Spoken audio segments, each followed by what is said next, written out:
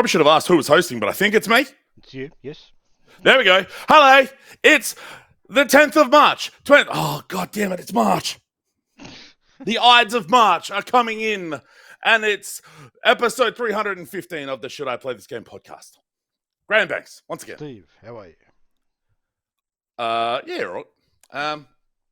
Yeah, the days sometimes go slow, but God damn it, the months go fast sometimes, don't they? Or sometimes it's the other way around. Either way, time is progressing. Jesus Christ. You got something you want to share with the group? No, just a statement of fact. Time is progressing.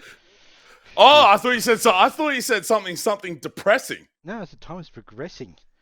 In fairness, progressing, depressing, there is the rhyme there. Yeah, I guess. Particularly for my propensity to not shut the fuck up. I mean, you could make the argument that there are certain things in this world that are depressing, particularly over in America, but hey, let's focus on the things that are mostly good, and that's video games. Video games are good, right? They can be. Some are. Some aren't. But we try and avoid the ones that aren't, although I accidentally end up playing them on stream, and holy fucking fuck. There was one, what was it? Oh, I can't remember what it was called, but it was like the most broken European English translation ever. I think it was a couple of weeks ago on Friday Night Fun. And God, it was a first-person shooter, and it was bad. But anyway. I have seen your list, and I know there's a couple of demos in there. They're all demos, actually. Oh, are they? They're all demos. Yeah. Not satisfactory. No, that's the first time in... Fuck out of here. A long, long time. Yeah. Is that more a statement of, given all of the those who are seeing the video, fucking hell, I moved the email that I've got for my notes out of the way, and I now see the other side of your video that's got everything on the pool table. Yes, so I've got... Yes, my renovations are still continuing. Yeah, they're just consuming a lot of time, a lot of headspace, so I'm just not playing satisfactory. I'm not playing... Until the last couple of days, I've not picked up a controller to play a video game in probably 2 weeks, 2.5 weeks. Just haven't wanted to get into it, so... but yeah, really with Next Fest on at the moment, I thought I'd just dive in and look at some of the stuff on there. Dabble at a couple. So yeah, bit of dabbling. I think for the most part, the ones I played, I pretty much enjoyed. So yeah. Does the pool table sustain or get damaged by having that much shit on it? No, the pool table's got a cover on it, so it's got a top on it. But like, it doesn't actually damage the surface or anything. Well, no. I mean, you're not just going and putting shit on it like that. That's a top. Oh, okay. It's like it's an actual top, not an just a top. Yeah, like the table can actually have a top put on top of it to turn into a baxy big dining table. That's right. I keep forgetting that you can get that done. But hey, I'm smart. Anyway, yeah. So you sent me a picture of the. Did you just Google Earth that shit? No, I've got a drone. No, I mean the top, the roof from the I've got top. a drone. Oh yes, right. I was wondering what you were pointing at. I'm like, duh, it's a drone. It's a drone photo. No, so you're not engaging in any perversion while you're at it with the drone. No, certainly not. Good job. No, so my well, at the moment it's covered up with tarps because it's meant to rain a little bit tomorrow, as of the time of recording. So it's covered with tarps to avoid rain getting into the house. But yes, my renovations involve quite a bit of a rejig of the roof. Yeah, that'll happen. And I sent a photo earlier to Steve about what that looked like without the tarps on. Yeah, it's just this open, exposed I was like, roof. You live in Tasmania, and we're starting to come into what is the rainy 9 months of the year for Tasmania. Surely that's not good. No, it hasn't. But you already beat me to it. Hasn't really rained for about a month here, so no. We had the tiniest bit of rain Thursday. I mean, it rains like it might rain overnight, but by the time it's up in the morning, you have no idea it's even happened, sort of thing. So you get a little bit of that. A little bit of that, but yeah. No, February, March is probably the driest months in. Well, Hobart's one of the driest cities in the country, so it was pretty dry anyway. Yes. I could have swore that Hobart normally gets mad cold and mad wet, or is it just the cold? Just the cold. Right. Yeah, not that much. Well, it was really funny, actually. When we finished recording the checkout of the Teenage Mutant Ninja Turtles Tactical Takedown, checkout on YouTube, I got a message from a friend where it's like, hey, that bushfire with the smoke I can see, is that over near you? And I'm like, nah, surely not. Turns out it was relatively close, but not close enough to be a concern. Although there was a fire warning that had me in the boundaries of it. But that's fine. I have a knack for recording stuff and getting up and finding shit's happen. Like when we recorded the podcast and I got up and found the state in hard lockdown during the COVID. That was fun. I reckon that's enough preamble, unless you got anything more you would like to say. Not really. No, I think we're good. How about we transition over to them there video games? Mm-hmm. Hey! Funny I should mention that. So I played this as well. In fact, I suggested that you play this on the checkout. Yes. Which you did. I'm not as into it as you are. I do like it, but it's not quite my cup of tea. But I'll definitely keep an eye on it when it comes out to see what it's like. But it's obviously it's not on your list, which probably should be. But yes, it really should be. But you can probably see more of it. We can show more of it in the checkout we did versus what we can do right here. But it's basically a sort of isometric top-down, turn-based. Yeah, it's XCOM-y, Tactical Breach Wizardsy. Tactical Breach Wizardsy. Yeah, so they've got a couple of neat mechanics in it. The environment is constantly changing, which is kind of neat because it has this. I can't remember what the term they used it in the game. Was it? Evolution, level evolution, or something like that. Yeah, where parts of the level literally fall away, and if you're standing on it, or better still, your enemies are standing on it, when this happens, they will fall away with it. They've got a bit of a Lara Croft Go sort of imagery to it, like they're sort of like standard like chess pieces kind of a thing on. Yeah, board game pieces. Board game pieces on the board. You've got the same, like you've got. Where the demo has you playing initially as Michelangelo, when you've got a couple of attacks, you can move around. You've got X number of fairly generous number of starting points, action points to begin with. I think it's top end. I think it's 6. It is indeed 6. And you can pretty much do a move and 2 attacks in that, for the most part. Inside that, within those 6, you've also got extra attacks, and you can push them off the board and that kind of stuff. And they've each got an attack that does the same sort of damage, but then they've got their own different name too, because they've obviously got different weapons each and that kind of stuff. So there's a lot of there's probably going to be a fair bit of similarity between the characters. Although there's nothing at the moment that I've seen, and I think I've read it inside the actual some of the discussion boards as well, that there's unless in the demo at least, it does not appear to be a thing where you're playing as all of them or multiple of them on the same time. Which for a turn-based game is a little bit interesting. I would have thought they might have done that, where you could play as 2 or 3 of them together. Because you're up against, there was a players there are occasions during the checkout where you had on screen like a dozen enemies at least in some cases, like a bunch of fucking pinchers and pincers and a goddamn like 8-foot soldiers. Like, oh no! Yeah, so it does get a lot versus you sort of thing. So it would make sense to have more than one of the turtles on it, but in the demo, I don't know if did you play any more of it?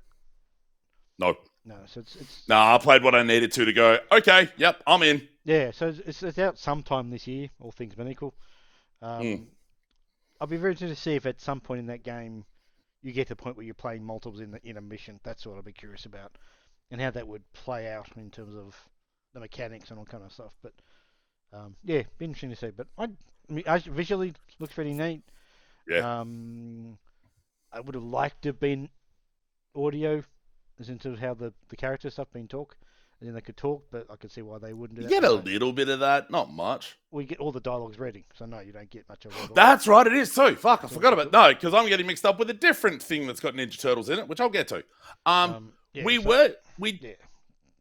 we did question about what sets off like different the level changes, like the different goals being quote unquote achieved, things like that. I went to the Steam discussion boards. I was like, what actually triggers this? What triggers like Raphael jumping down at the end of that second level? All that sort of stuff. Is it time? Is it number of moves? Is it this? Is it that? Is it this? And then I think I got one response with, I don't know, it's a combination maybe. So the under the hood part is not maybe quite fully understood. Not could you, yeah. But anyway, that's something that might come out during as a part of the actual game, because the game itself might tell you what triggers that stuff, whereas the demo is just bits and pieces of it. But anyway, we'll see. But yeah, I thought it was neat. Yeah, it's neat. It's neat, but I'm not my kind of game. It is, yeah. It very much isn't. I wouldn't have thought it would be your sort of thing. At least, particularly once I played it, I was like, yeah, no, this, yeah, neat though. Very neat. What are the more original uses of the turtles? Yeah, well, it's not a standard smashing, button mashing game. I like that beat 'em up. Block and beat 'em up sort of stuff, but yeah. Again, another demo, Recharge. This was a game that I was hoping was going to invoke or evoke a memory of a game called Revolt from, oh Jesus, how old is Revolt? 20, at least PlayStation 20, 1, if not 2. Yeah, maybe even I played it on the PC when it came out. It was basically it was a remote control racing game that you were a little remote control car and you're driving around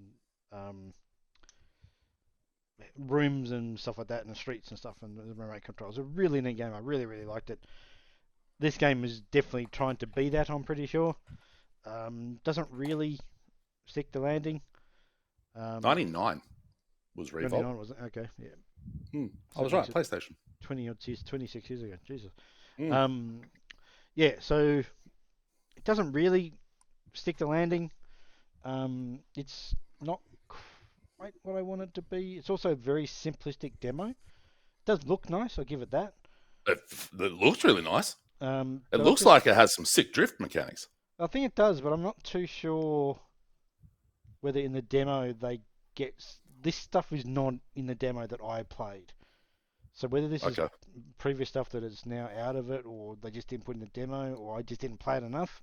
All the options, all the possible. But yeah, I found it I think it's quite a limited demo as well, which I think means it probably is limited to what we actually could see.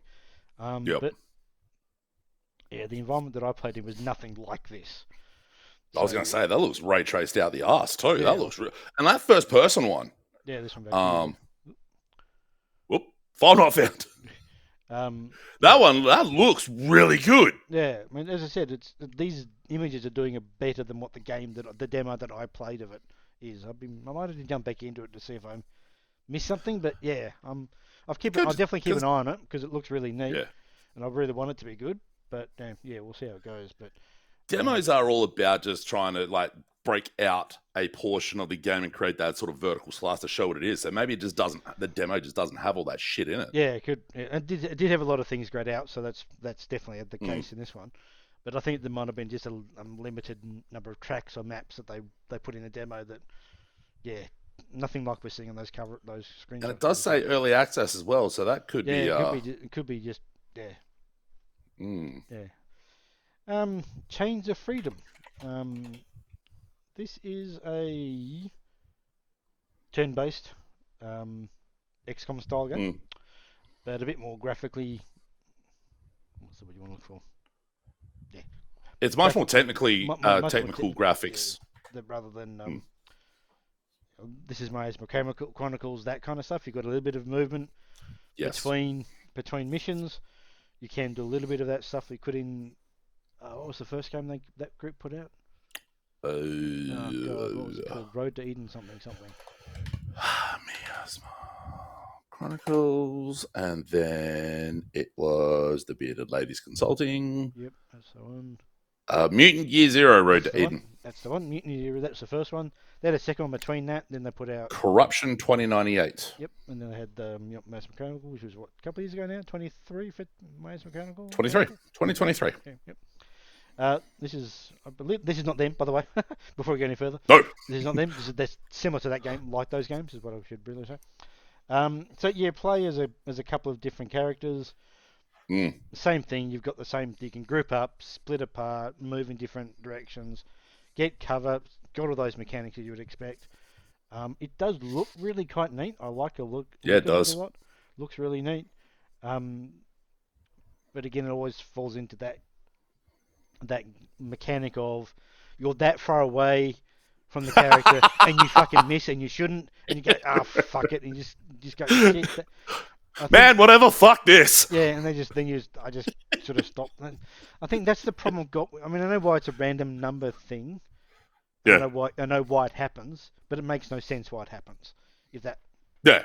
because it really like the only thing I think when this happened, I thought, jeez, why did these games do this? And it's obviously it's part of the mechanic and always has been. Mm. But if you're a highly skilled soldier, as these games, that's what your players are, they shouldn't miss from this far away. When your point blank range is like If you, 98% hit chance. Oh, fuck. and you miss, so it really should be that 90% should be like a guaranteed hit, unless there's some sort of debuff on your character, which means you have a chance to miss. I get that bit. I don't get if it's a standard, everything's equal sort of thing. But yeah, it does look really Did neat. you ever play the Mario Rabbids games? I did for a little bit, and that was really neat because that was what numbers you 50 got. or 100. It was, yeah. It basically guaranteed hit if you got 50 was literally 50-50. If If they were behind cover, it was 50-50. If yeah, they weren't, it was 100% chance to hit. 100% chance to Yeah. hit. And while that does make the game simpler, as you can imagine, because of the nature of that, you know what's going to happen sort of thing, Mm. it kind of makes it a bit more realistic in a weird way. But In some regards, yeah. yeah, but as I said, looks very I don't know, interesting. man. I played laser tag once, got right up on a dude from behind, point blank, and I fucking missed. So that happens in real life too. So it does have the exploration of the environment, and Yeah, like so it you does can that pick as well. dudes off. You can. Fuck yeah.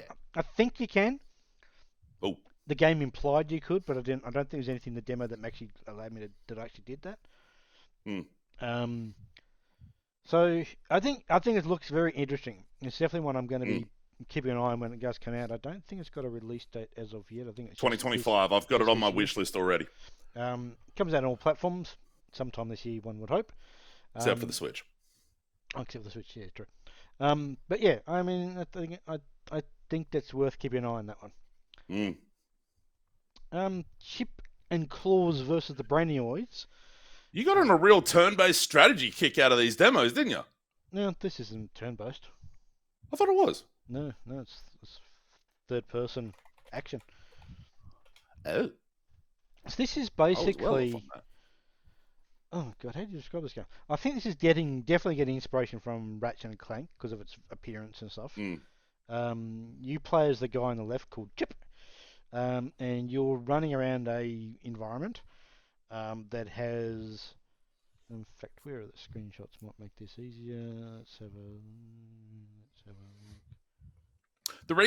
One of the other reasons I thought that it was sort of that turn-based is it's one of the developers behind XCOM. They're making it. Okay, no, I think one of the leads. Yeah, it's not turn-based at all. No, Julian Gollop, the creator of XCOM, apparently is behind, or one of the forces behind this. And it's sort of described as action mixed with RTS. Yeah, so it's interesting. So I'll just try. It can be two-player couch co-op. I don't believe it's online. Correct me if I could be wrong on that, but I don't believe it's online. Cross-platform multiplayer online co-op. Oh, it does have online. Okay, cool. Online PvP. Maybe it's not in the demo though. You know, quite possibly. Now where can so in this? Obviously, it's not particularly good for the people listening on their podcast, but you're playing as Chip in the demo. You play as Chip now. You might be playing as the other character in later parts of the demo in the campaign. But basically, you're going around collecting these purple gems, and that's effectively your currency, from whatever term, for in mission building. You build things like barracks, which basically pump out these little dudes here that are little robots that can. I think they literally call them boxes or something like. They're literally little boxing guys that go around and beat up stuff. You can lay down miners as well, and they will mine these big crystals here. And that's a bigger source of crystals. So you can see I've got a bottom right hand of the screenshot. I've got up to 1,000 of these. Resource meter. That's what you've got on you at any one time. Is up to 1,000. What's up with these objectives in the corner? Is that during a single player, or is that just multiplayer? That might be multiplayer looking at that, but yeah, it's also got similar things during the mission, where the main objective will be do these two or one will get 3 of these things. Minor ones will be like the one in the demo was kill 40 enemies, mine 3,000 of this material, which they give a name, but I can't remember. I reckon what it was called now. Some Brainiac or something like that. Might even be that. Brainium. Brainium, that's what it was, yeah. And there's a third one, which I don't remember what it was. But anyway. Yeah, and basically you're plopping down miners next to this stuff, and it'll just generate little miners, and they'll pop out and go and mine it and come back, take it back all by themselves. They get attacked, so you've got to sort of do some third-person action defending of them. Something like, and this is interesting. This screenshot here on the right, once you've got multiple attacking characters down that you've got control over, you go into this command control thing, which is like a bird's eye view of the environment, and you can direct where them to go, and all of them will then go to that area, and they'll just fight in that area. So at the very end of the first mission, the animation I played of the demo before saying, I'll keep an eye on this later, I don't need to play it more, was there's been to this last area and there's like 20 to 30 enemies. I think, I could go through that and kill them all, but I'm going to just see, is this a game where you can build up 5 or 6 or 7 of these? I don't know. Make more Marines. Make more Marines, effectively machines. Yeah. And just have them plow through it, and I just sat back and they just did them all by themselves. I didn't even. How much you have to actively do the action part versus how much RTS. You'll do the management part of all those things. Zerg Swarm you can do, yeah. Yeah, exactly. So it's an interesting little mix. I think it's got a lot of promise. It's all voice acted so far, which is pretty impressive. That's the other character you play. That's Claws. You can sort of see buildings in this left here. So basically, you walk up to them, you want to build a thing, you can rotate them around, so you've got to be a controller where they go, and you're feeding in the brainium stuff to make the machine. Yeah. So you can pick up just little bits around the place. I think these also respawn, I'm pretty sure, over time. So you've probably got a fairly constant source of them. And you can go around, pick up stuff, put down new machines. I'm curious if you could straight go all out, borderline all out action as well, almost without engaging in the RTS elements. I think you'd struggle because you wouldn't have enough of the crystal stuff to use. You'd have to have that, at least those little miner bots down to keep them. So these things also, the big ones, they also deplete and disappear completely. Yep. I don't believe they come back. They definitely deplete. Maybe they come back after a longer period of time than the small ones, but they definitely deplete. Yeah. So, yeah, I think it's interesting. I'm curious of where it could actually go as a full game. And I don't think it's going to quite have the weapon variety that Ratchet and Clank had. That's It's his own thing, but yeah, I think it's something to keep an eye on. Lost Skies. Now this was interesting. This is a survival game, like there are a lot of these now. Well, there were in the. There's now more of them. It's basically an environment where. Let's see if we can get a shot of it. It's basically set up an environment where you've got all these floating rocks in the world, basically. Something's happened, like you've been put in cryosleep for years and years, that kind of sort of setup sort of thing. You come out, you've got crafting, you've got materials to pick up, you've got puzzles to solve, you've got like defensive turrets that I think are just being programmed to shoot anything, but not really realizing that they shouldn't be shooting at you, kind of thing. So they're shooting at anything, including you now. You can shoot back at them, destroy them, so it's not an issue. There has not been any so far any animals that have attacked me, but I've not played a lot of it. So, but it's got the same sort of crafting. You pick up twigs to then, and you pick up fibers to make cloth. You use the cloth to make a glider with other twigs and blah blah blah. So it's got the standard mechanics of a crafting game as you would expect. The environment's quite neat. These pictures kind of don't really show it off, but it's quite a neat looking game in terms of just the environment they've created. That does. They just don't have they don't really show off. They don't show off these floating islands particularly well in these screenshots. They should. That's what it's really like. You walk out and you see in the distance all these floating rocks, and you go, "How the fuck do I get over there?" Sort of thing. How big are they? Are they quite large in scale when you're on them? Because, obviously, this screenshot here. Yeah, I think they look small in the screenshot, but I think when you're on them, they look bigger than they are, sort of thing. So, I'm intrigued by this one a lot. Not sure I'm going to play it because of the mechanics of it. There are a lot of those. I think the premise is and interesting. And there's got game awards for the trophies. The statues. The premise is interesting. The environment's interesting. If it doesn't have a lot of combat stuff, I might be more interested in it, but obviously that's a bit unknown at the moment. But it's definitely interesting from what they've tried to create there. Yeah, conceptually it seems it, but it's that interactive style of that interactive element of what the fuck are you doing? How survival heavy is it? Yeah, it does guide you pretty well. It has objectives in the top left-hand corner to tell you what you've got to do next. It's got a little sort of like a floating robot that sort of guides you in where you should go, which makes knowing where to go a little bit easier, because otherwise you could just be freaking wandering anywhere. But yeah, I think it's interesting. Definitely one I'll keep an eye on, but I'm not. I only play it as a single character, so I don't know where this other second character comes from. But yeah, probably similar race or whatever, or it does. Does it? Yeah, don't think online co-op. No, it's going to co-op. Okay, that might be it then. Okay. Yeah. Wanderstop. Is something I didn't realize this had a demo. Yeah, I didn't think it would either until I just stumbled across it the other day. Because it's literally out in like 2 days. Yeah, it's out in like 3 or 4 days. Yeah. So I haven't played a lot of it because of that reason. I played it after go. I'll probably play this when it comes out. I figured this would be a very you game. Yeah. So it's this character. You play this character on the left called Alta. It comes from the makers of Stanley Parable and the Beginner's Guide. Yes. And there's nothing like those games, basically. Oh, no. Nothing like the first one, nothing like Stanley Parable. And it's basically a cozy game where you're playing as this character Alta in third person.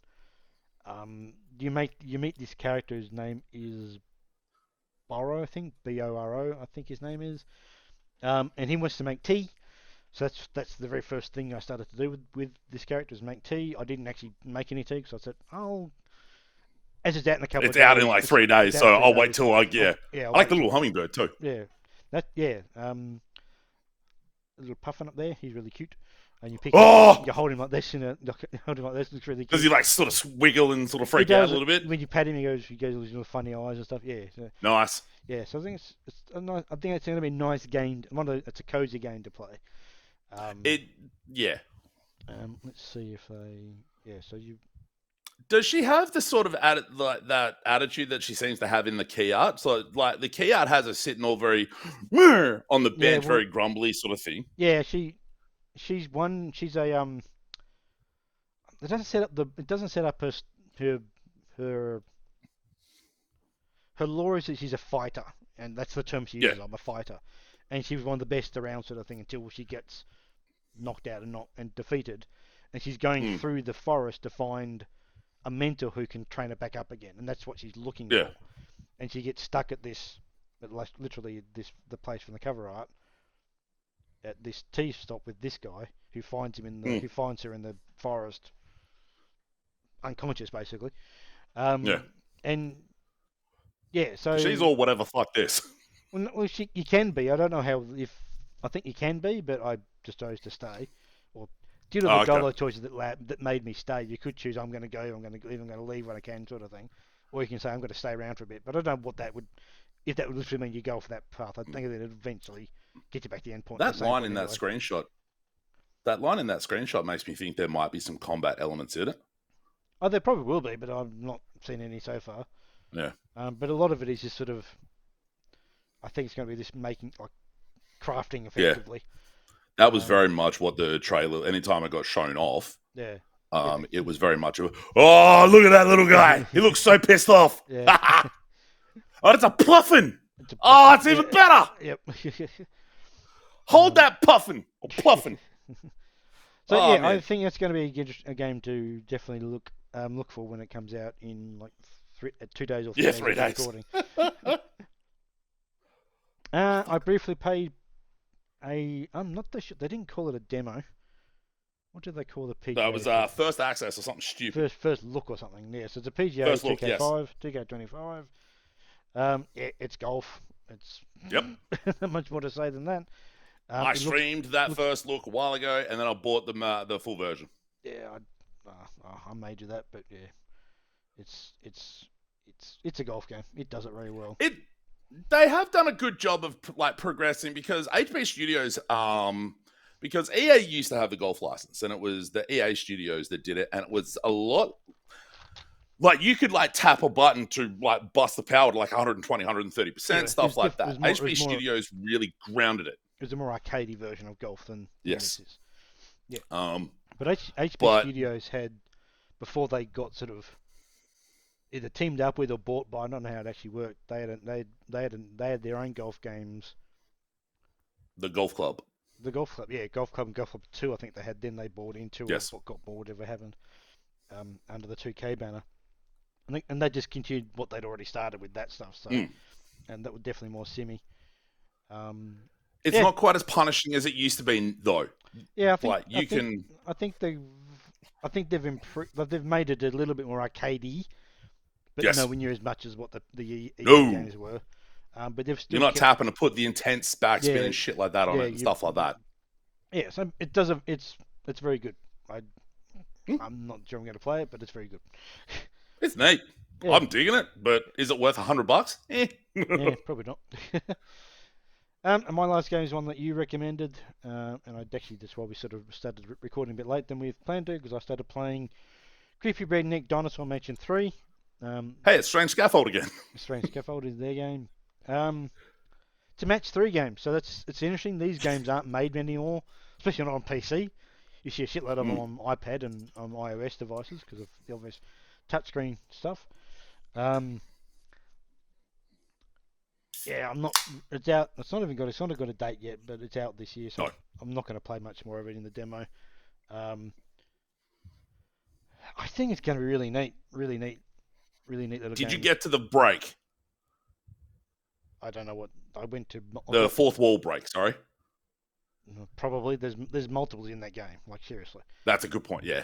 So I don't know which one you're talking about. I don't want to say too much about it because of how fucking insane the writing is. Like, yeah, the writing's probably is its best part. I think the gameplay itself is relatively straightforward. It's just match 3. You've got your okay, what was the name of the group? The American, what's the group he works for? God, what's it called? ATF. Oh. Yeah, something like it is something of an ATF like. Yeah, like but they combined 2 things together years ago to make this new one. Anyway, it doesn't matter. If you look it up, you'll find it. Might be the Steam description more. Is it in this one? Oh my god, a match 3 Metroidvania or Metroidvania. That's fucking amazing. It doesn't actually say on the Steam page what agency it is. Yeah, so they've invented a new agency. You're actually this character on the cover art is a previous Jack Breyer. No, that's not him. That's JJ something. But yeah, you're a postal worker before you join the new agency, and you basically walk up to this building. And the very first thing is a match 3 game against the gate. Which is great. A match 3 game that unlock the gate. Unlock the gate. Oh.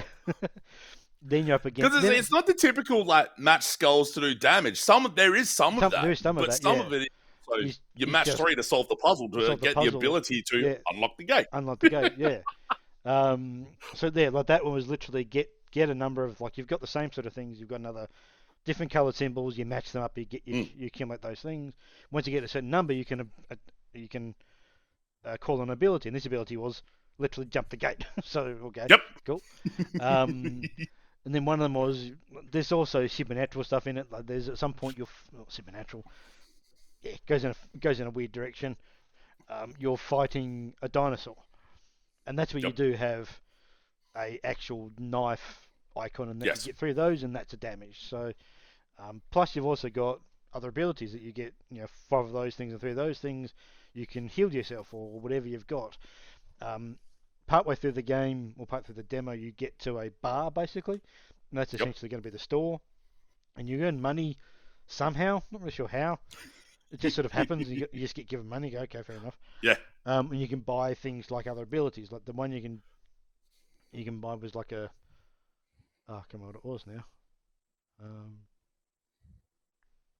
God, what was it? Anyway, it doesn't matter. You can buy stuff, and they become... Yeah. things you can reuse during the missions, during each match 3 game.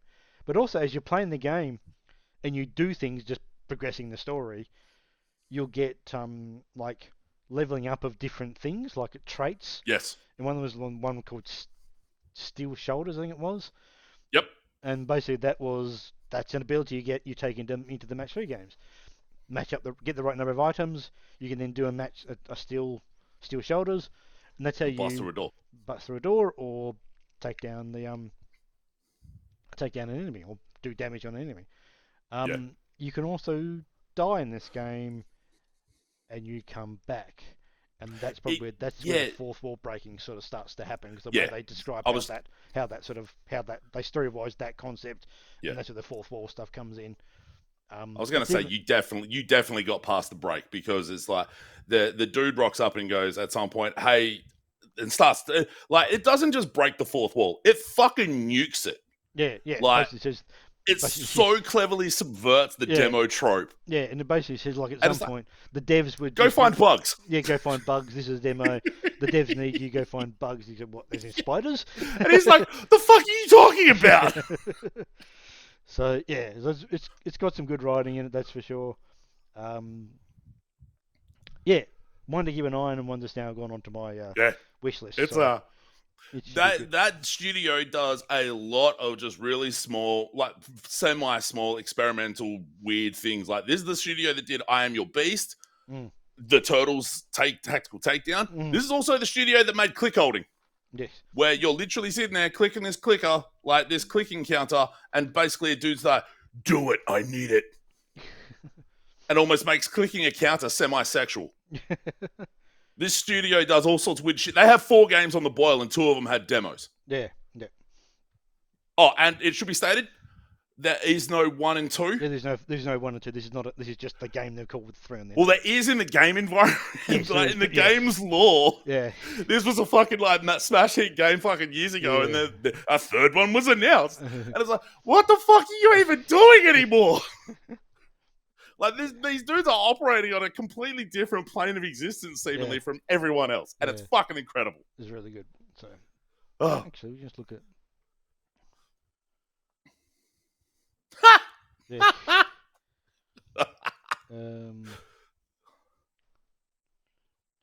So there's the standard match. I love the look as well. It looks really good. It's colourful. It's clean to look at. Your evil JJ. That's JJ Hardwood. That's what he plays. Sorry. Yes. And yeah, I'll look at some screenshots here. You've got Shoulder Bash, which is part of a Steel Shoulders. I'm not sure how ATS is the name of the thing. You've got First Aid. I love the evil Shoulder Bash and evil First Aid. Yeah. Where evil First Aid is just stabbing you. Yeah, that. Yeah.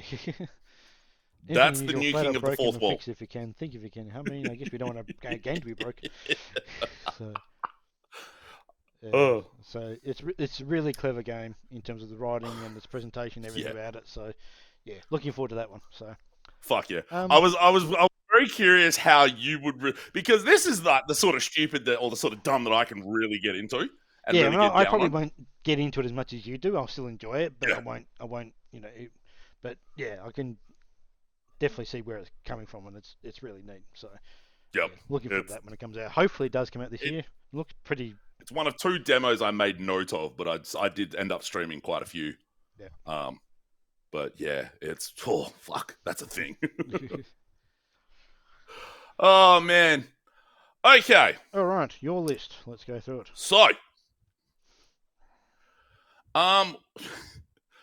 this first one, what were we doing? We were looking at a release list or something at some point after the last podcast, I think.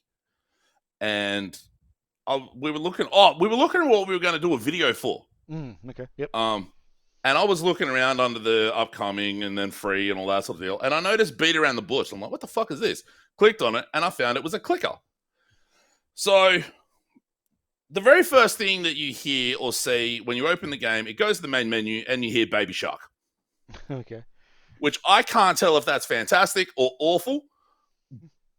It's both. Yeah, I guess. It really is a thing.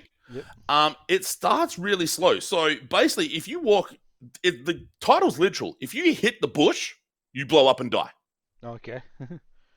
And then there's little circles that spawn on the ground that you walk around and you literally hit with a club. And that gives you beat coin. Okay. So they're getting their licks in there. Yep. The upgrades pick up really, like after a while, the upgrades pick up really fast to the point where you're getting like hundreds, thousands, hundreds of thousands, millions of beat coin every time you hit a circle. Mm-hmm. And like, there's some super clever writing all over the place. Like at some point, a voiceover will just start giving you random facts about like history. And like, I got all of the achievements in 90 minutes. And it's just this really neat, free little incremental thing where you just run around hitting hot circles on the ground. And there's a deer that walks out every couple of minutes. You can't do anything to it. It just walks to the bush and then blows up. It's fairly simplistic graphically. The movement is really slow initially, but you get the coins to upgrade it. But yeah, it's a thing, man. Like I was really impressed by it for this free little incremental thing. Like Magic Archery was last year. Yeah. Like similar tip, just way more off the deep end. Yep. But that was really neat. I dug that. To the point where I've obviously mentioned it here. Mm-hmm. Okay, next. Let's talk about real games. Ender Magnolia, the sequel to Ender Lilies. That it's been out in early access for a while, about a year and a half. It's been out in early access, and it came out at the end of January this year. Some really great art, and it plays really, really well, much like the first game. They do a really neat... So it's, again, much like the first game, search action / Souls-like combat. But when you look at the map, it does a really clever thing that it's borrowed from Resident Evil, where once you've cleared a room, it changes the color on the map from just grey or empty to blue.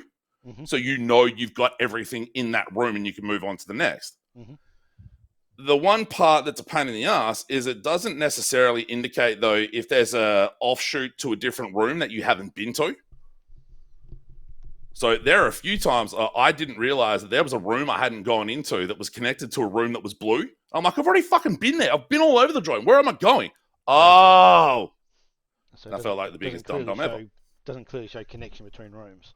Not quite. Not as well as it could. That's the biggest flaw about this thing is the way it communicates information. It's pretty nebulous and pretty vague about communicating things to you about what you have to do next, where you go, and all that sort of stuff. So that was a bit frustrating. Then the audio isn't fantastic. The music's fine. The sound effects work well enough, but you get these cutscenes. And they're very animated. They're very nicely, beautifully animated. You get a little bit of sort of orchestral-like music in the background, and then nothing. It's just you get like words on the screen to indicate the dialogue, and that's it. So it's almost like they didn't quite have the budget for any kind of affectation of speech, like even just a anything. It is a little easy to fudge that room completion because there were a few times where you can you use the right stick to move the camera a bit to shift to look around you. Mm-hmm. And you can do that to complete certain rooms to the point where there was at least a couple rooms that I hadn't been in that I didn't realize I hadn't been in because it was blue on the map and I hadn't been there. And I was like, you motherfucker. So that was a bit frustrating. But yeah, it's like I said, just a sort of vague communication of information. It's not like games haven't been doing that for years, particularly like the search action games in the early NES days. Souls-likes have been doing it for ages. I ended up finishing it and I got both endings. It does it pretty neat because it saves it before the final boss fight, and you can get both endings. You just load back in. Yep. So you have to wear a specific item to get the true ending, which the quest line to get that is kind of not necessarily fucked, but you need to know where you're going. And that was one of the occasions where I'm like, where am I? Oh, there's an empty space there. And it says I've been there, but I haven't because the room. Oh. And the boss fight is way more fucked when you have that item on. It took me between 3 or 4 hours to beat the boss on that true ending run. And I ended up going to the difficulty menu and just knocking down the health and attack damage sliders on it. And fucking ruined it the first time I did after that. I took that item off, went back in to get the other ending. I played it really sloppily and died 3 times before I beat the boss. And I'm like, okay, yep, this is one of those. I think despite those issues I had, those issues are sort of minor in the grand scheme of things with this game. Like, this is the first truly great game of 2025, and it came out in end of January. Well, I like me a search action game. I like me a Souls-like. We know this. This one's pretty great. Oh, hey, this works out nicely. One that's not so great. Oirubo? Yeah, I'll take Is that how you pronounce that? Oirubo? Oirubo. Yeah. So that, again, early access came out in 2023. The full release was 2025. Another search action game. It didn't hook me the same way Ender Magnolias did. There were some pretty significant camera issues where it does that thing where you cross a threshold into a room, but you become this little beam or little ball of light and you're maneuvering through a maze to get to the other side. The camera didn't work properly, so you were basically guessing what was coming. Okay, yep. So I went into the discussion boards and I was like, is this something that's known? And the developer's like, yep, we're fixing it. But I just wasn't hooked enough to go back, so I haven't seen it since. The biggest thing is a pain in the ass. The first 20 or 30 minutes, you've got a decent set of abilities, which it then does the abilities and takes them away from you after about 30 minutes. Okay. So you then have to spend the rest of the time going through to get all those abilities back and all that sort of stuff. So I'm just like, fuck this. Like, between the surprise bullshit ways it kills you, the camera issues, like, stuff like that, it just done it. Yeah. I just go, nah, I'm done with this. Where you start as a particular thing, then get taken all that stuff away from you. It's a way to do things. It's a way to do that kind of thing if you want to. You're still building back up to that where you were, so you know what you're going to get to. But when you start with the good stuff and have it all taken away from you, you go, well, 5-10 minutes I will grant that. I will grant 5-10 minutes, not 30. Not 30. It's a long time to keep all those abilities and then lose them all. Yeah. And it's a hell of cliche in this sort of thing. It doesn't get used as much as it used to. It used to get used a lot. But yeah, I was like, nope. I noped out after I got a surprise. Like, I hit a turret, and then somehow I died after I killed the turret, and I don't know what happened. So I just said, fuck this, Alt F4.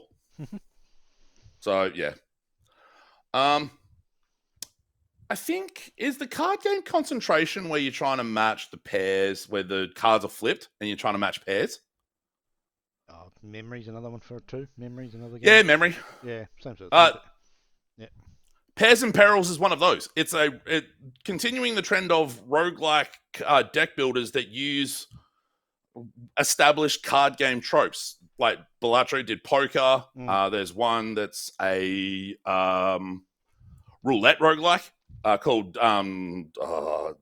Bingle Bingle on early access. This is basically, it's the memory. The cards are played face down and you're flipping them to try and do damage to the enemy and stuff like that. So it's not bad right up until you get to the hard difficulty, because like it starts medium. Okay, cool. Medium, ran through it, no problems. I thought, let's try hard. when it shows you the initial placement, like it does the flip. Okay, cool, memory, right, done. Now it's time to match it up. Once you take a few cards off the board, it shuffles in and lays them out again. On hard, it doesn't show you where they are. Okay. It doesn't do the initial flip and then flip back down. So it's like, how is it a memory-based game if I'm having to guess where you've placed it first? Fuck you. Like, medium's way too easy. Hard was fucking bullshit. So, yeah. I don't know how you make a game like that harder. Yeah, because I guess the do it is to put a shitload of cards on the screen, so you've got a lot of things to match. Maybe that's the only way you can do it. So you've got less time on the actual showing, something like that. Less time on the showing, or less time to choose your 2 cards to pick it. I don't know how you can do it, but yeah, not. But mine isn't to figure out how to do that. Mine is to go. Yeah. I've experienced this. I think this is fucked. Fuck this. Yeah. And again, I went to the Steam discussion boards and I was like, yo, is anyone else noticing that this is kind of messed up? And a few people were like, yep. I was like, okay, good. It's not just me. Mini City Mayhem is a game you played the demo of, but I'd already had on my wish list. So I played a bit of it. I enjoy it, but I don't know if it's because I'm a dickhead and tried playing it for like an hour and a half to almost 2 hours, between an hour and 2 hours straight. I don't think it's the sort of game you can do that for. I think it's drop in, do maybe 1 or 2 levels, and bounce. I do like that the progression, you can do either the Mayhem mode or the more Zen mode, and you still get the achievements for finishing off the cities. That's pretty neat. Did you try any of the other modes? I've not gone back to it since I bought it, but that's as far as I got. Yeah. So there's like, the arcade, they're not proper arcade games, where you get the lines, the cubes bouncing, and you press the button to drop them. I think I'm doing a piss poor job describing that. I like how I go to click on screenshots, but I click on the one that's in the call, not the one that's on the other screen. Yep. It actually doesn't show it on these screenshots. So it's kind of like a where you have that arcade-y sort of game. It's like a claw machine, but not. Okay. And the higher you stack the bricks, you get different prizes. There's one of those. There's a more puzzly sort of mode where you have the different shapes. You're trying to fill a square, and as you fill it, it gets higher and higher. So it does a few neat little things. It's pretty like for the $8-ish that it is. It's a really neat little thing. There are a lot of games doing the Islanders thing. Yeah, I mean, I'm not sure necessarily they're all sort of copying each other. I think these games would have been well in development before those games came out. So they're just Islanders was 2019. Yeah, but games take 3 or 4 years to make. So yes, you just same thing with bloody movies that come out. Some movies that come out at the same time. They're not because they're copying each other. Just 2 versions of the same script or whatever floating around. They both got picked up. So so I mean, obviously there's going to be inspiration from all these sort of games taken on. Once someone comes up with an idea, shit, that's our idea too. Now we're fucked, sort of thing. Who's going to say people are going to say we copied them, and that's just not how it works. So I kept forgetting to put roads down, so I kept fucking myself. I was like, oh yeah, I can put this. Oh no! So like, you have to make if you're putting it down or putting down the actual buildings, you have to make sure that you're putting them in a decent, putting roads down so you can build next to the roads and things like that. I dig it. Yeah, I don't exactly. As you say, it's neat, but probably, as you say, it might not be something you sit for hours and play. But yeah. No, you definitely can't. A, you'll burn through it, and B, you'll burn out on it. Man, this might be one of my among the most disappointing releases so far of this year, and it's Sniper Elite Resistance. I have played all, with the exception of the first one. I've never played the first one.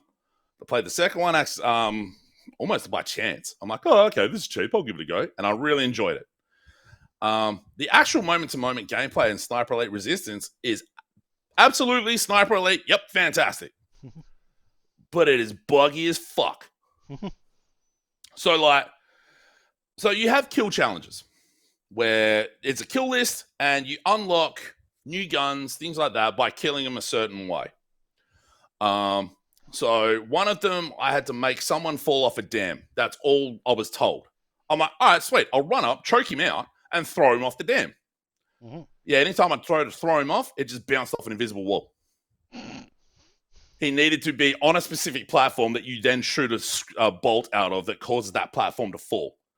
I'm like, are you fucking shitting me?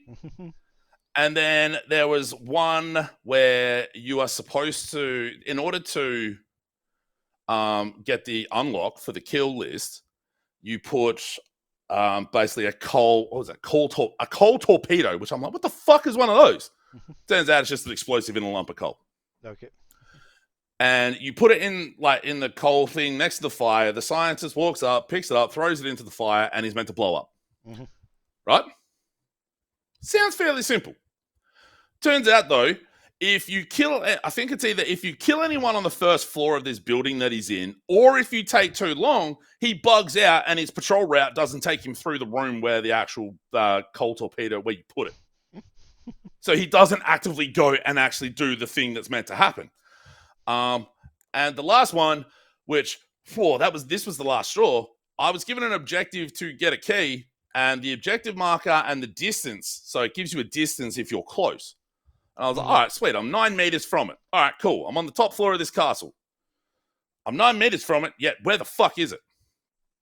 Yeah, it's about 30 stories underground in a bunker. So, like, the complete opposite direction.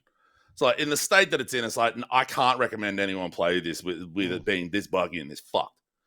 Like, which is a shame, because I really, really enjoy the Sniper Elite series. This is its own standalone thing. Oh, the other thing. Oh my god, this dude has the best/worst fake Jason Statham accent ever. It's fucking amazing. It's just so. It's almost like he just watched like Lock, Stock, and Snatch, and goes, "I'm gonna make my dude sound like that." I'm like, "Yeah, you go for it." It's like, fuck. But it's fine. It's on Game Pass, so I wouldn't buy it because it's like $75. Fuck that. But on Game Pass, it's fine. When it gets patched up more, I think I've got 2 or 3 missions left. I'll go back and finish it. But I definitely don't recommend anyone pay $75 for it. But I definitely, not in the state that it's currently in. No. But it's still really satisfying to watch a bullet go 300 meters across a map and slap a Nazi in the head. That's still really super satisfying. This is one of the games I just want to keep playing and just keep playing, and it's Avowed. Obsidian doing what Obsidian do. This is kind of medievally version of the Outer Worlds. There are guns, but they're like put the gunpowder in and tap it down, and then you can shoot it again. It looks great environmentally, particularly. The environmental graphical design is fucking incredible. The sound design's great. I haven't actually been playing this with any video or anything on in the background. I've just been playing it with nothing. So that's something. And it just feels like every gameplay design choice that's been made has been made with a consideration of what's going to make this a better game to play or more fun game to play, not what's going to be realistic. There's a little bit of ambiguity around how to access some of the treasure map rewards. Like, I was literally right where a treasure map told me to be, but there was a really well hidden switch that I couldn't see. I can hear, because when you are near a chest or something, you hear a little sparkle, which is great. That's really helpful. But then when you can't figure out how to open the fucking door, that's less good. There's been a few crash to desktops by UE Fatal Error, which is annoying. I didn't have that when I was playing it on Saturday, though, so maybe it's taken a patch. Some great little moments. There's a dude named Pod. He is hanging out with some thief lady, and she's threatening him to try and steal, and he just goes, "Hello!" in like a great way, and I thought that was funny. And then a banner master who said, "Great banner, ain't it? I found it on a beach covered in bird shit." That really tickled me. But I'm really digging this right now. It's one of the few things I just want to keep playing. Fly Night. You're a fly. Who's a knight? Mhm. Moving on. No, so the developers, Wubba Boy, seemingly, took inspiration from the From Software game Kingsfield, which was on the PlayStation 1, and it was before they did like Dark Souls and shit. Seeing screenshots doesn't necessarily do it justice, because when you see it in motion, it's got like maybe half to a quarter of the animation frames that you think it should, which creates a really interesting aesthetic. But fuck, is it slow? Holy shit, the movement speed is so fucking slow, it's not even funny. But like you hold melee down to do swing up stronger hits and do more damage. And I just got fed up with the slow motion and I stopped playing. But it's pretty neat for what it is. It's fair. It's pretty cheap too. It's like less than $10. But when you put, particularly hilariously, you put this next to Avowed, which obviously the budgets are substantially different. But the mechanic of hold down for a bigger swing is the same in both. So it's like, oh, cool. I played PGA 2K25 as well. I got a hole-in-one before we started recording. I'm pretty good. Moving on. You already talked about it. I already mentioned the nuking of the fourth wall. I thought that was fantastic. Moving on. This is the other demo I need to say something about. Promise Mascot Agency. It's the next game from the developers of Paradise Killer. Okay, yep. And anyone who remembers how fucking weird that game was, yeah, it's... So I've written it down as it kind of like the most twisted and fucked up Yakuza / Like a Dragon made by coked up weirdos that found LSD and acid, and I mean that in the most complimentary way. Like, you are a former Yakuza who goes to this sleepy town that's just inhabited by mascots, and you open your own mascot agency, but they're all shit mascots. Like, the second one you find is this like crying tofu man. And Jesus Christ, it's so good. The writing is incredible. There's not a massive amount of active gameplay. You like drive a little truck around from place to place to pick up mascots for your agency and go, hey, you want to work for me? Cool, let's go. And you get some handlers, like this punk rock chick here is a handler. So she will go, like, take Tofu Man to the event that he's going to be a mascot at and basically go, hey, this is fucked. You need to come and help. Okay. But it's got this really awesome retro aesthetic where it does like some, like, you know, that VCR sort of color bleed a little and a bit of grainy sort of, it does that. And it looks fantastic. So what are you doing moment to moment? Like, what are you actually doing? Outside of the driving between places, it very much like Paradise Killer, it's almost visual novel discussion based. Okay. But again, it's that super weird, really engaging writing that Paradise Killer had. But yeah, the music, again, fantastic. And it's just supremely weird and supremely well written. And I'm really looking forward to this coming out in about a month. Zombieville USA 3D. I don't know how I found out about this. I played the demo on this Saturday show, and then I bought the full version. It's just this like kind of neat, like dual joystick 3D like shooter. It has this like neat little art style. The rockets and explosions don't hurt you, so that's clever. And you just walk around the map looking for weapons, getting money, as much money as you can, because when you die, you go back to this little base, you buy weapons, perks, things like that. And I can see myself losing like 20 hours to this thing. Because it is just, like, it feels and handles well, like, quite well, and it's just satisfying to shoot the fuck out of some zombies. Who doesn't love doing that? And yeah, you get some neat little weapons, and it's just a neat little thing. So I dug that. The last thing I'm going to talk about, and it's because of the Ninja Turtles. Call of Duty Black Ops 6. I mentioned during the checkout that I had it done. Well, it's not the most like long-winded or detailed story, but the Ninja Turtles are in as operators in Black Ops 6. And I sat for a while going, which ones do I want? I had enough I bought some Call of Duty points to get Michelangelo, because I liked his voice and I thought he sounded cool. And I think I went Raphael, because Raphael was always my favorite. And I'm like, okay, I still have some points left. I got enough points left to buy Donatello. But if I buy Donatello, I may as well get more money in there and just buy Leonardo as well. So I bought all 4. So I'm the fucking dickhead who has all 4 Ninja Turtles. I don't have all the Squid Game dudes. Because fuck that. But I like Ninja Turtles enough that I'm like, I've got to get all the Ninja Turtles because I'm a dickhead.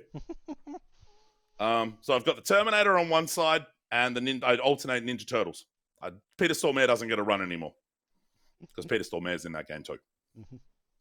But Call of Duty's still pretty good. I don't know. But yeah, I'm a dumb fucking spent So about $100. So what's the tie-in for? What's it linked to? Nothing. They did a Squid Game event during the last season where they had because Squid Game came out on Netflix again for their whatever season it was. Yeah. But what's the link? Why the Ninja Turtles? What's the tie-in other than the fact they're Ninja Turtles? There's nothing. There's no movie coming out for them or no TV show, I don't think. No, there was that animated movie last year, so no. Yeah. There's nothing that I know of. Okay.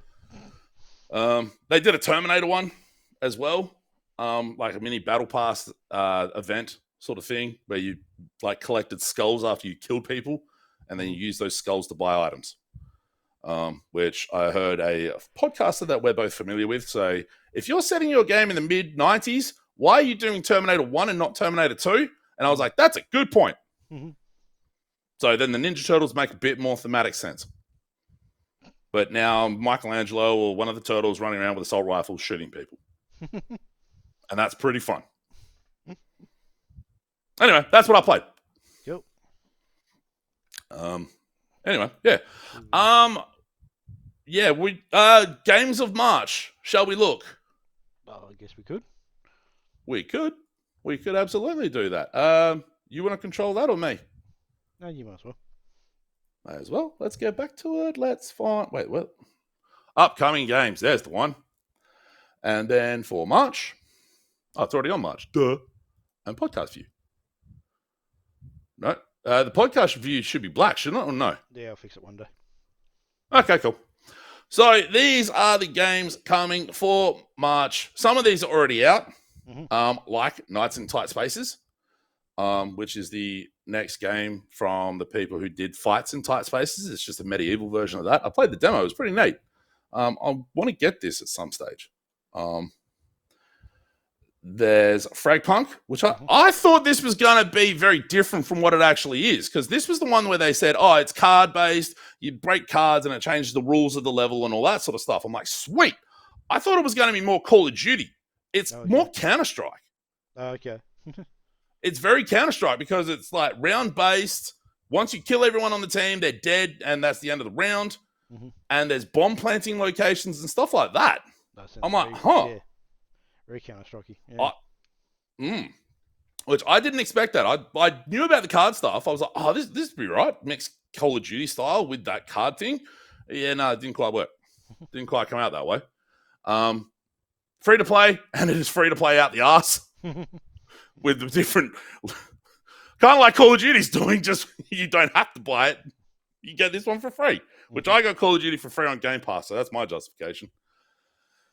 Split Fiction is out, and it reviewed incredibly well. I am shocked how well that reviewed. Why? No, all right. Shocked is not the right word. But, like, the gulf between this and It Takes Two, the gulf in the review opinion, It Takes Two was, like, high 70s, low 80s. But this, I've seen this hit in 9500s. But, yeah. You sent me the message going, should we draw straws over who buys it? Which I thought that was really funny. But I'm like, nah, you bought the last two. I'll get this one. So I've bought it. It's sitting in me. Reason why I asked that is just so everyone knows if you want, it's an online co-op game, but you don't have to buy. Each person doesn't have to buy a copy.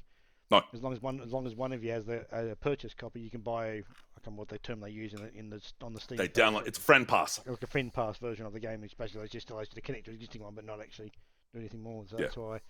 Yeah, which is really good on their part to do that. Like they could easily force everyone to buy the game twice, but yeah, And that's what they've done for the last they few of their did it for the last couple games. of those. That's not what they've done, but it is unique for a co-op game like that to actually be that way instead of that setup. So it is apparently 18 hours, so I'm hopeful that the story doesn't seem like forced, stretched long, because It Takes Two seemed longer than it needed to be. It Takes Two had that moment, that had it for sure. Yeah.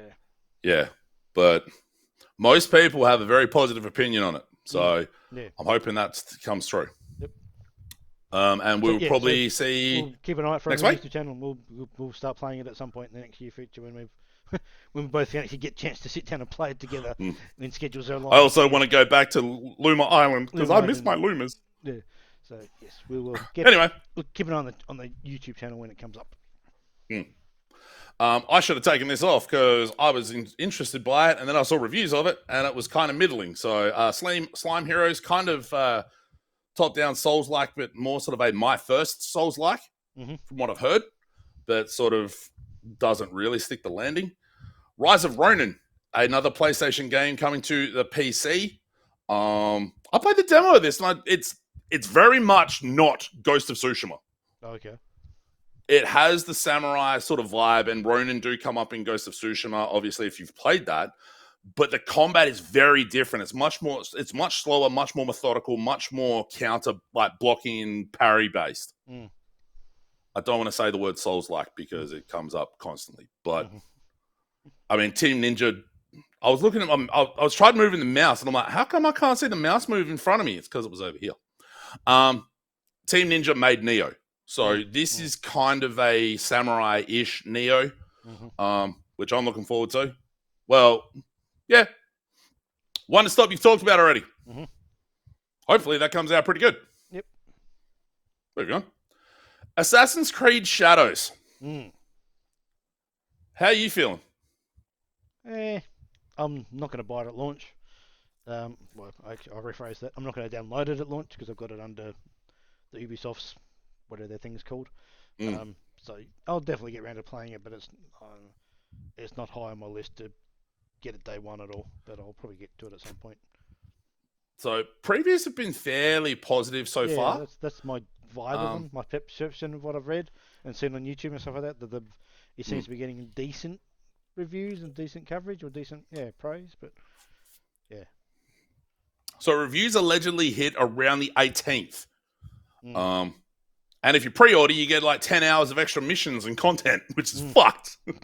But I think that pre-order includes a expansion pass, maybe. Okay. Yep. Which is weird. But there's also like some little farm thing where you create your own little hideout. Oh, okay. So there's that too. Atomfall, which I've seen described both as British Stalker and British Far Cry. Okay. Which that sounds pretty great. Far Cry, yeah, I prefer Far Cry than Stalker, but that's just me. Fucking A. The Rock Paper Shotgun preview was very much like it is way more Far Cry than Stalker. Okay.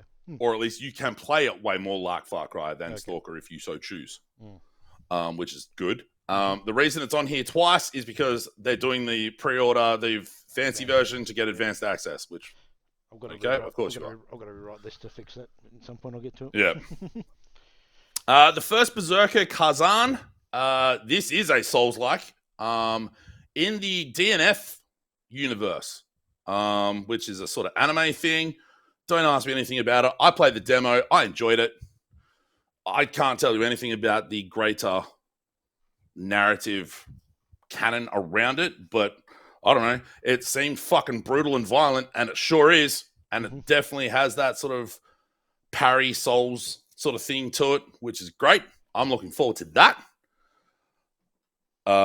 When's AI Limit out? I thought that was on here. Maybe that's April. Earth of Orin. This is a U.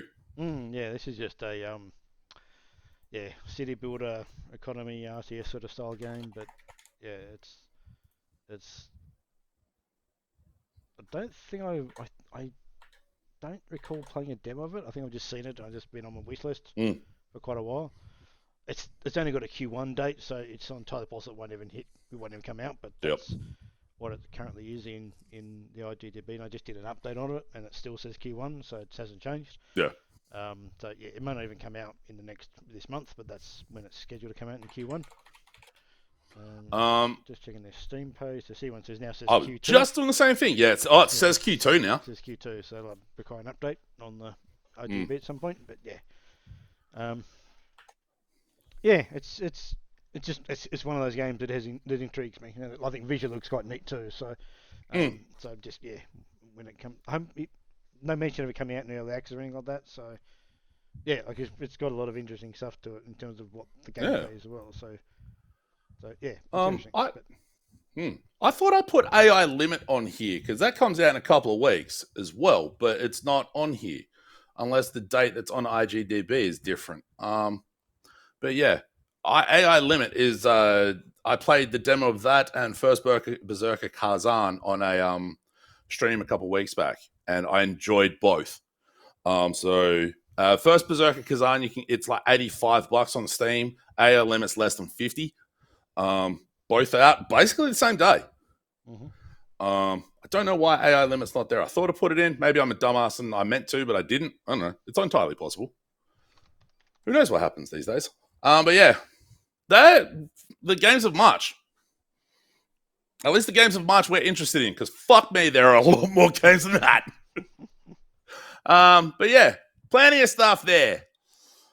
And holy shit, this year just gets bigger and bigger as it goes on. Oh no. Anyway, shall we begin the end? Let's do that. Fucking A, why wouldn't ya?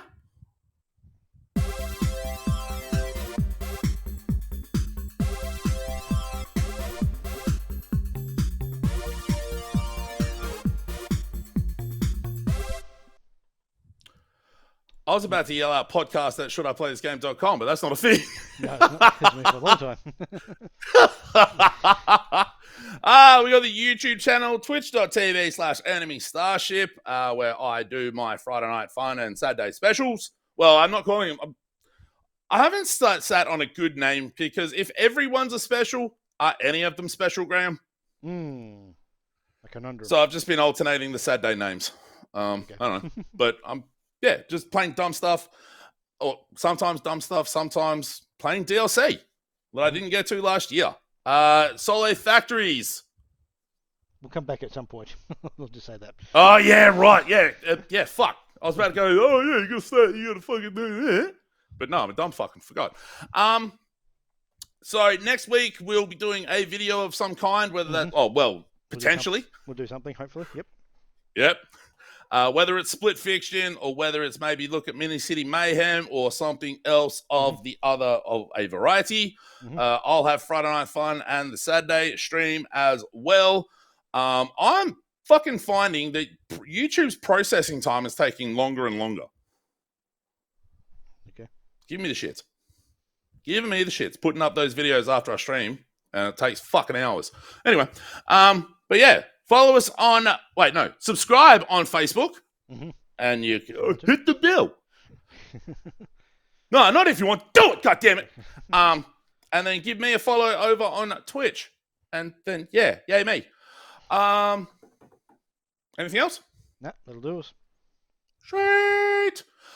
This has been episode 315 of the Should I Play This Game podcast for the 10th of March. Graham Bunkers. Thank you.